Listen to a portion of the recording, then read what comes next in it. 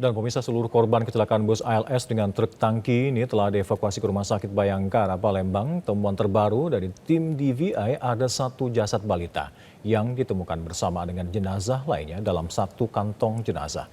Informasi selengkapnya pemirsa kita akan bergabung langsung dari Palembang, Sumatera Selatan. Ada Ifdal di sana. Ifdal, bagaimana perkembangan terkini dari proses identifikasi korban kecelakaan bus ALS? Baik, selamat sore Alka dan juga pemirsa. Saya melaporkan langsung dari RS Bayangkara Muhammad Hasan Palembang. Dan betul saja seperti yang Anda katakan bahwa satu korban temuan jasad dalam satu kantong jenazah. Jadi dalam satu kantong jenazah ternyata ada dua.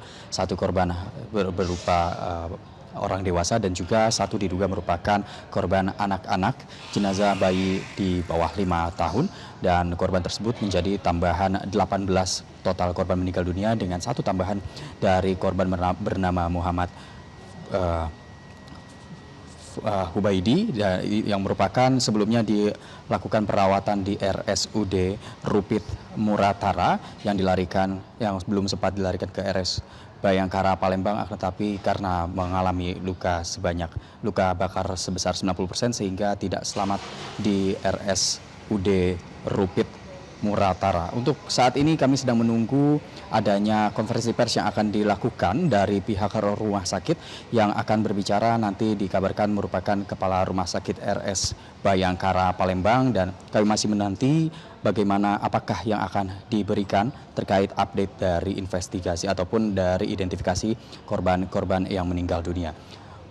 Alka dan juga pemirsa, dapat saya sampaikan bahwa sejak dari kejadian, seluruh korban sudah dilarikan ke RS Bayangkara dan terdapat sedikit kesulitan dari proses identifikasi oleh tim DVI, yaitu yang pertama bahwa korban dalam kondisi jenazah korban yang hancur dan juga hangus terbakar bahkan hingga 99%.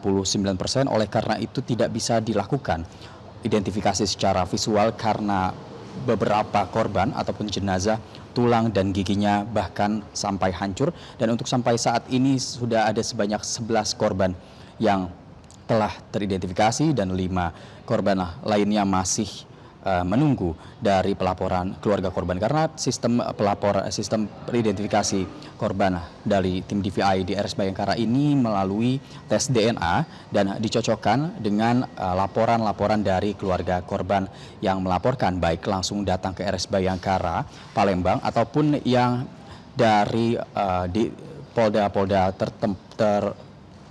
setempat, maksud saya, seperti misalkan korban merupakan asal Jawa Tengah, maka keluarga korban yang dari Jawa Tengah mendatangi polda-polda setempat untuk melakukan pelaporan. Dan untuk saat ini, untuk mengantisipasi ataupun mengantisipasi adanya kesulitan, pihak tim DVI telah mengumpulkan sampel-sampel DNA yang paling akurat dan akan diuji di laboratorium Mabes Polri. Untuk hasil olah TKP hingga saat ini berdasarkan temuan terakhir dari pihak kepolisian, dari baik Dirlantas, Korlantas Polri hingga Satlantas bersama juga dengan Ditjenhub Darat Kemenhub, yaitu ada temuan bahwa nomor rangka bus ALS tidak sesuai dengan surat-surat yang tersedia, misalkan dari STNK-nya dan juga nomor kir kendaraannya itu ada dugaan ketidaksesuaian. Kemudian juga dari truk tangki bus tidak adanya izin pengawasan, hanya ada izin prinsip, sehingga ini juga masih didalami lebih lanjut bagaimana penyebab pasti dari kecelakaan tragis tersebut yang terjadi pada Rabu siang kemarin. Dan memang dari kecelakaan ini juga kernet bus yang selamat, satu orang, mengaku bahwa bus ALS ini menghindari lubang yang ada di jalan di Musirawas Utara sehingga membanting setir ke kanan dan tabrakan dengan truk tangki minyak. Akan tetapi setelah dilakukan olah TKP oleh tim penyelidik, ditemukan bahwa lubang yang disebut dihindari itu hanya sedalam 2 cm, sehingga ini masih dilakukan pendalaman dari tim penyelidik. Dan untuk itu, sebagai langkah penegakan hukum dari Dirlantas, Korlantas dan juga Satlantas Polri menetapkan untuk sementara pasal 310 atau 310 Undang-Undang LLAJ tentang kelalaian pengemudi sebagai landasan penegakan hukum. Dan tim juga membentuk tim Satgas dengan Dirlantas Polda Sumsel sebagai tim utama dengan bantuan Korlantas Polri serta Satlantas Polres Muratara. Demikian Alka, kembali ke Anda di studio. Baik, terima kasih laporan komprehensif Anda. Ibda Lama melaporkan langsung dari Rumah Sakit Bayangkara, Palembang, Sumatera Selatan. Selamat bertugas kembali.